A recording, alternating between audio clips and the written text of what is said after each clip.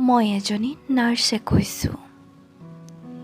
মই বহু ওচৰৰ পৰা মৃত্যুক দেখিছোঁ। উশাহ ল'ব নোৱাৰি মানুহে ছটফটোৱা দেখিছোঁ।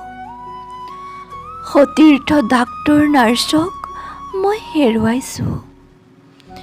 তোমালোকৰ ৰক্ষা কৱচ হ'বলৈ যাওঁতে নিজে সংকটত পৰি থৈছোঁ। PPE কিট পিন্ধি 12 ঘণ্টা ডিউটি বৰ সহজ নহয় জানা। গৰমে গেলাই দিয়া শৰীৰ।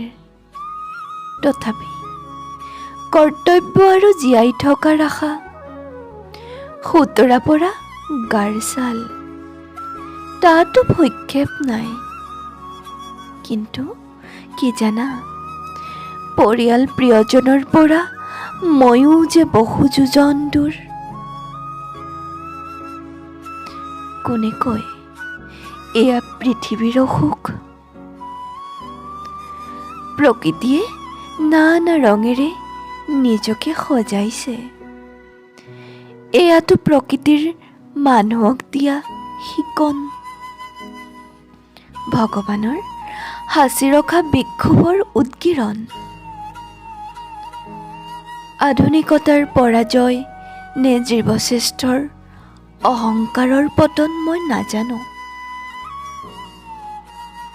মই জানো জীৱনক ভাল পোৱাৰ কথা।